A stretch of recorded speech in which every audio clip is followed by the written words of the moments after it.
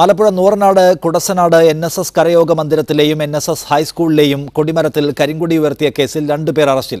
RSS പ്രവർത്തകരും കുടസനാട് കരയോഗത്തിലെ അംഗങ്ങളുമായ വിക്രമൻ നായർ, ശ്രീജിത്ത് എന്നിവരാണ് പിടിയിലായത്. CCTV ദൃശ്യങ്ങളുടെ സഹായത്തോടെ പോലീസ് നടത്തിയ അന്വേഷണത്തിലാണ് വിക്രമൻ നായർ, ശ്രീജിത്ത് എന്നിവർ പിടിയിലാവുന്നത്. ഇവർ RSS പ്രവർത്തകരാണെന്നും പോലീസ് വ്യക്തമാക്കി. പ്രദേശത്ത് അടുത്തുള്ള തന്നെ BJP അനുഭാവികളായ വിക്രമൻ നായരും ശ്രീജിത്തും വേറെ 2 പേരും കൂടെ ചേർന്നാണ് ചെയ്തതെന്ന് മനസ്സിലാക്കാൻ സാധിച്ചു. ശരിക്കും പറഞ്ഞാൽ ഇത് മതവികാരം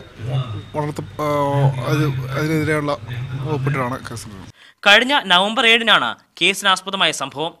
ആലപ്പുഴ നൂറനാട് കൊടസനാട് NSS കരയോഗ മന്ദിരത്തിലെയും NSS ഹൈസ്കൂളിലെയും കൊടിമരങ്ങളിലാണ് കരിങ്കൊടി ഉയർത്തിയതായി കണ്ടെത്തിയത്.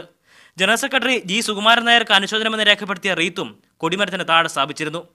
സംസ്ഥാനത്തുടനീളം NSS സ്ഥാപനങ്ങൾക്ക് നേരെ ആക്രമണം നടക്കുന്ന സാഹചര്യത്തിലായിരുന്നു കൊടസനാട്ടെയും ആക്രമണം. ആദ്യ ദിവസം തന്നെ കൊല്ലം എടവട്ടം NSS കരയോഗ മന്ദിരത്തിനേരെയും ആക്രമണമുണ്ടായിരുന്നു. മീഡിയ 1 ആലപ്പുഴ.